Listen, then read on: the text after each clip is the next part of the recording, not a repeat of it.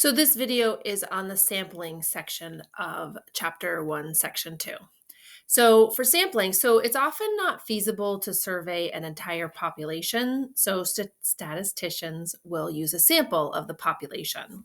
And a sample should have the same characteristics as the population that you're interested in.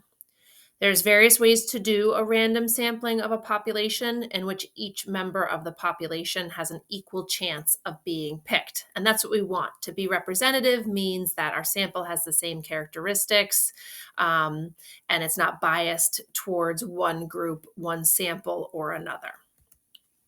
So simple random sampling, that's when any group of n, some number n individuals is equally likely to be chosen as any other group of n individuals. So examples of random sampling, simple random sampling include picking names from a hat or assigning each member a number and then using a random number generator to pick numbers. So in Excel, there's a couple of different commands that we can use to generate random numbers. One is rand between, and we choose a lower number and upper number, and Excel will pick a random number in between those two. So for example, to find a random number between 1 and 10, we would type rand between with our lower number 1, our upper number 10, and press enter, and a random number will appear in that cell. What you need to know is that every time you update that spreadsheet, a new value will be generated. So if you want to save the number that is generated, you need to copy and paste the value. Otherwise, it will change every time you do something in a cell. Even if you're not thinking that you're updating the spreadsheet, it thinks that you are. Some things don't count like highlighting, but a lot of things do. So if you want to keep that number that is generated, copy and paste the value. So our example, apparently I didn't use my animations properly. To do it in Excel, what we're going to do is suppose Lisa wants to form a 4-person study group from her pre-calc class, which has 31 members. We're going to choose a simple random sample of size 3 from the other members of her class. So she could put all 30 names in a hat, shake the hat, close her eyes, and pick out 3 names. Another way to do it would be to list the class names, the last names of the members of her class together with a 2-digit number, such as we have here in this table, and use technology. So we can use the rand between 0 and 30 3 times to get 3 of these numbers in here to pick 3 students. Or there's another formula called rand array. And it's number of rows you want, the number of columns you want, the lowest number and the highest number to pick from. And then we'll talk about this value here, true, when we do the example in Excel. So let's go over to Excel. And so we'll just do the random one first. So I didn't say this in the slides, but there is just a rand command, and that returns a random number greater than or equal to 1 and less than 1, which 0 and 1, evenly distributed. So basically what happens when you do rand, and you don't have to put anything in the parentheses for this command, but you get a decimal. Okay, so that's our random number, 0.65816. But for us, often we want like a whole number, and that's where rand between comes in. So our lowest number in this example is 1. Our highest number is 10.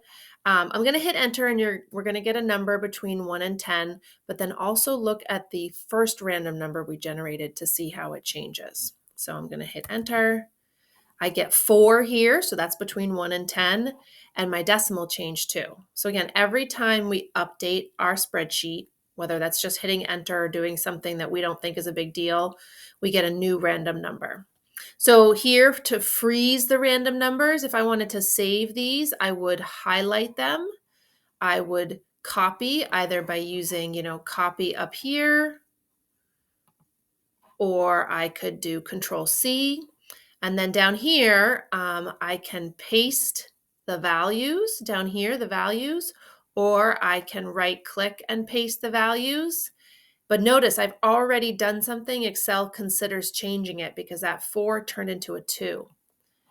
Okay, and it's changed again. The values, it calculates that new random number right before it pastes it. So if you wanted these numbers that you see up here, sometimes your best bet is to just type them in.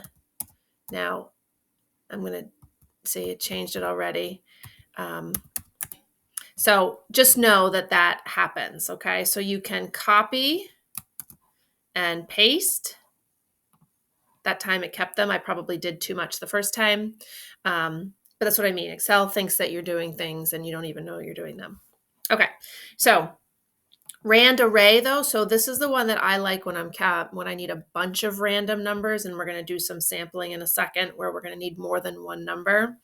So when you type in rand array, you'd say the number of rows, the number of columns. So you kind of have to think about the numbers that you're generating as a rectangle, right? If you just need 5 numbers, you can do 1 row, 5 columns, or you could do 5 rows, 1 column.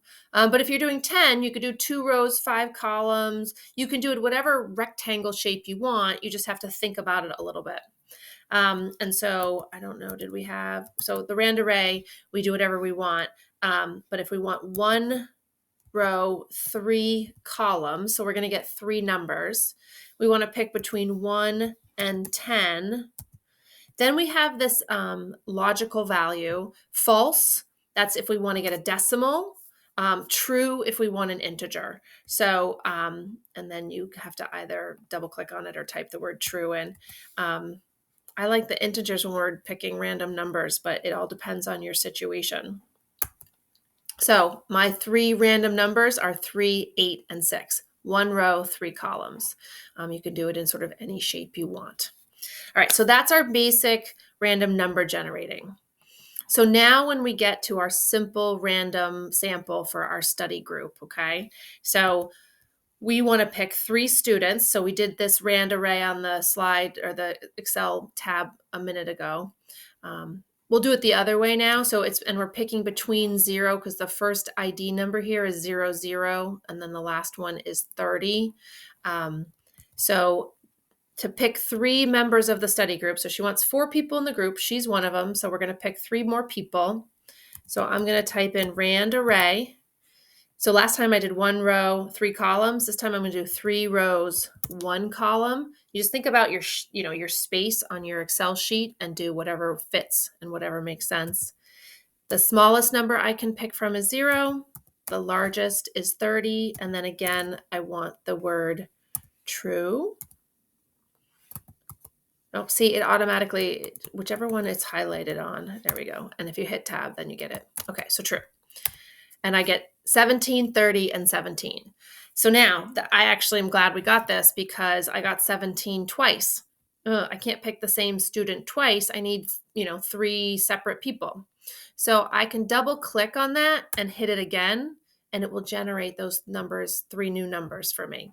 So this time 26, 12. I'm just hitting the control button to highlight things that are separated. And see, highlighting doesn't change. Excel doesn't see that as updating the spreadsheet, but other things it does. So these are the 3 other students that are going to be in her study group. So that's simple random. Everybody had the same chance of being picked. So another kind of sampling we have is stratified sampling. And in this method, we divide the population into groups called strata, and then we take a proportionate number from each strata. So either the same number if the strata are the same size, or a proportion that's the same. So if we have strata that are different numbers of individuals, but we want to take 20% from each stratum, we could do it that way too. So we could stratify our college population by department. So each department is a stratum, and then choose a proportionate simple random sample from each stratum, each department, to get our stratified random sample. So each department's going to have a different number of people, but we might take 15% from each. So we'd have a different amount raw number-wise, but the same proportion. All right, so our example in Excel for stratified. So this is from our textbook. It's Try It 1.11. I just cut and pasted it into here. And then if you go into Excel, you'll see that I just actually, if you haven't done this yet, this is great to know. Here's the try it we're working on. I just highlighted all of these values, copied them, and then pasted them into Excel. It did bring the gray shading over. We could get rid of that, but this is fine. So we are going to use these are quiz grades. So we have 6 sets of quiz scores for an elementary statistics class. And so it's quiz 1, quiz 2, quiz 3, and then there's 10 students who took the quizzes. So we put the table into Excel. We're going to number each row 1 through 10. And then we're going to pick 2 random numbers for each row. And so you can do it to the first row and then copy it to the other rows. That way you're going to get 2 different numbers for each row, but each row has 6 quiz grades, and we're going to pick the same number from each row. Okay. You might want to paste the values because it's going to change each time. Or we can just record them. So you can either paste the values or you can just write them down somewhere. All right, so let's go over to Excel and do the example. So we have our stratum are the quizzes, and I want to pick 2 from each stratum. Or you can stratify by student and pick 2 for each student. So it depends on what you're looking at. I think this example, 2 random numbers for each row. And then in here, this is where the example came from. When we do our stratified sample, pick 3 quiz scores randomly from each column. Okay, so that's what this, because we're doing it by the quizzes, but we're just going to do 2 so we don't get 2. We could do 3. It doesn't matter. All right, so we are going to do rand array. I'll stick with what the slide says because that's what you might go back and look at. So next to each row, we're going to type 1 row, 2 columns. We're going to pick numbers between 1 and 6, and we're going to use the word true. So we get integers, and we're going to copy that down to each of the rows. So 1 row, 2 columns. We want to pick between quiz 1 and quiz 6, and we want integers. Okay, I'm going to hit Control Enter so I stay in the same place, and then I'm going to grab that little green square and drag it down. Okay, so now I have 2 quizzes for each row picked. So for my first row, it's quiz 1 and quiz 3. For my second row, it's quiz 4 and 5. Luckily, the highlighting again doesn't change. Excel doesn't count that as updating. And then 3 and 6, and then 2 and 6, 3 and 6, 2 and 5, 2 and 4, 6 and 5. Oh, and here I'm running into my problem. So here's the thing. I'm going to double click this and hit enter. Changed everything else. I got doubles again. I should go to Vegas, right? All right, 2 and 6.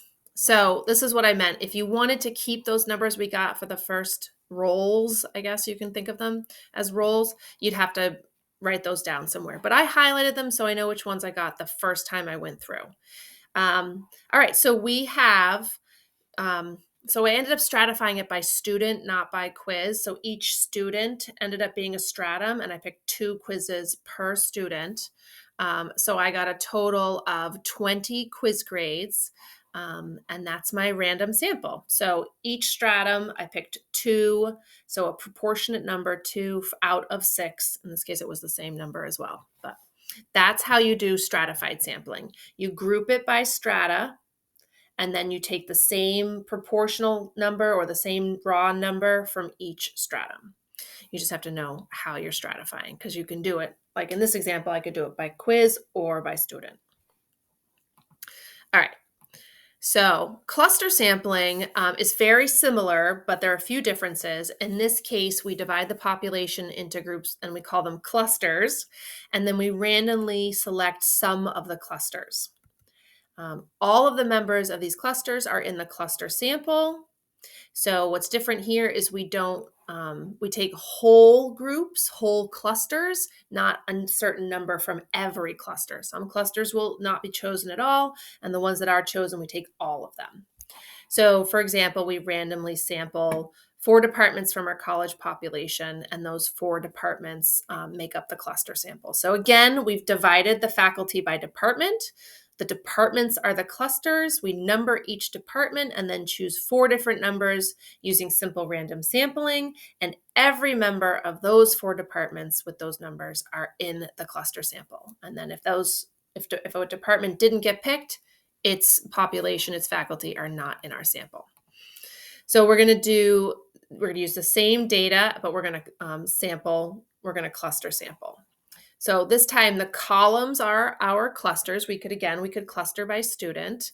And we are going to you can either do rand between 1 through 6 and do it twice to get 2 of your quiz columns, or you could use rand array, 1 row, 2 columns, 2 rows, 1 column, either way. Okay, so let's pop back over here and we'll go to our cluster tab. So we are going to do, again, I like rand array because it kind of does it just, once for me. So this time I can have 1 row, 2 columns, pick between 1 and 6, and I'm going to type the word true.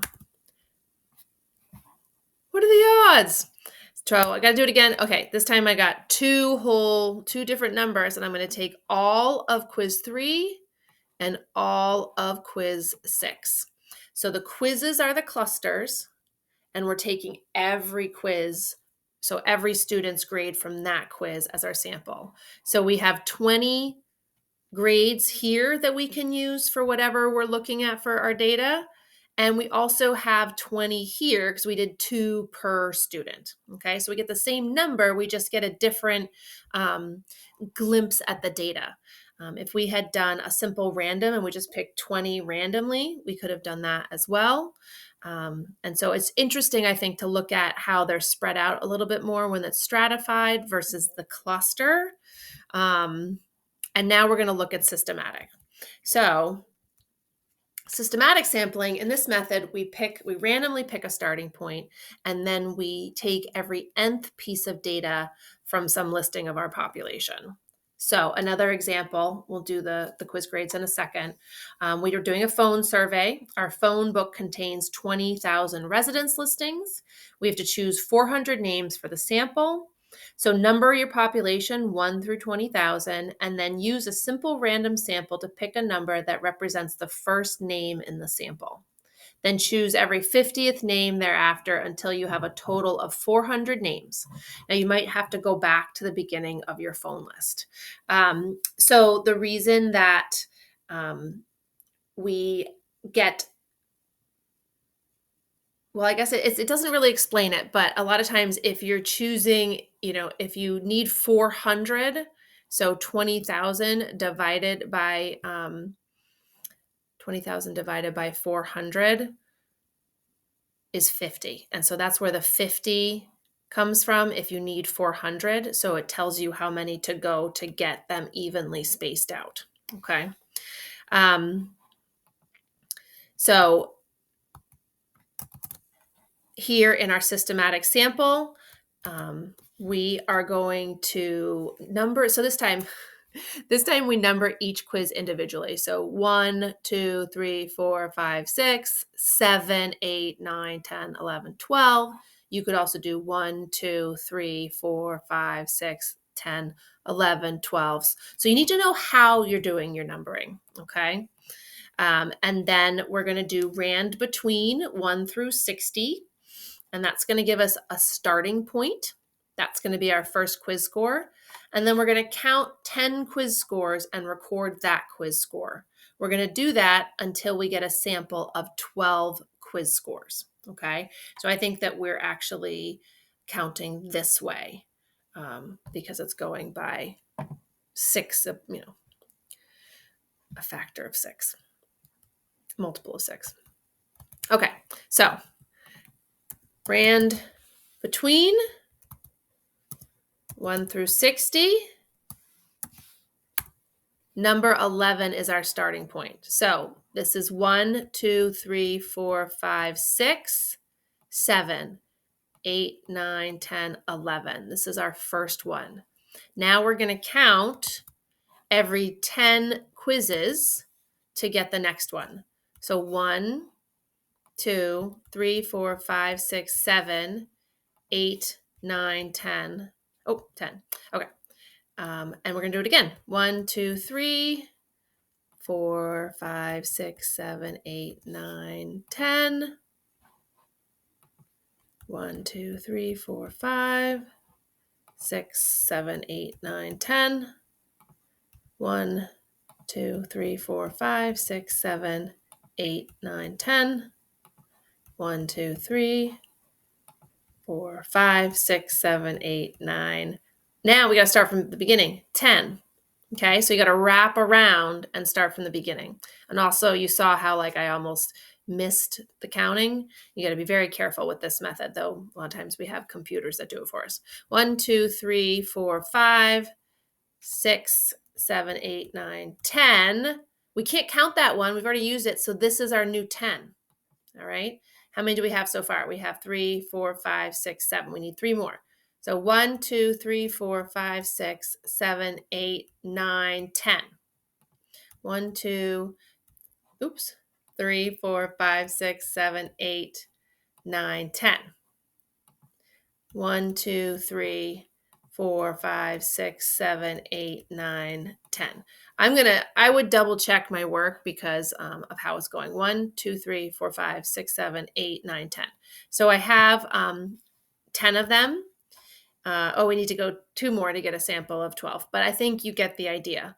And then, so because we're doing this one by hand, like I said, I would just be very cautious because it's easy to skip over one, double count one, do things like that. But you randomly find a starting point, and then you go a certain step each time, the same size step each time to get the next one until you get your total sample. And like we did here, you may have to wrap around to go back to the beginning to get all the numbers that you need. All right, and then our last method of sampling is convenience sampling. And this is a non-random method, which can make your data highly biased. It might favor certain outcomes, but that's not always the case with convenience sampling. For example, a computer software store might conduct a marketing study by interviewing potential customers who happen to be in the store browsing through the available software. The results of convenience sampling may be very good in some cases and highly biased in others. Sometimes it's what you have, and that's just what you have to do. And sometimes you just note the bias in it, and just, try not to make too many sweeping generalizations from your convenience sample. But sometimes it's what you have available to you, or it's what you want. So convenience sampling isn't bad, it's just not random. So sampling should be done carefully in general to try to avoid bias or inaccurate results. Sampling with replacement is when the population member is returned to the pool to possibly be picked again. And this is closer to truly random sampling. But a lot of times we don't want that, as you saw when we did the random number generator and we didn't want the same number, or we didn't want to pick the same systematic quiz grade. So sampling without replacement is when the population member that's picked is not returned to the pool. Surveys are typically done without replacement. Often we don't want to get the same individual twice. So most samples are taken from large populations, and the sample tends to be small in comparison to the population. Since this is the case, sampling without replacement is approximately the same as sampling with replacement because the chance of picking the same individual more than once with replacement is very low. When the population is small, sampling without replacement becomes a mathematical issue because the chance of picking the same person with replacement is significant. So these are just things to think about When you're deciding what method to pick, it depends again on what you're looking at and what you're trying to accomplish, what you're trying to find out. And then you have to choose appropriate methods and then, you know, be transparent about what you're doing. Um, so that was actually the end of our video on sampling.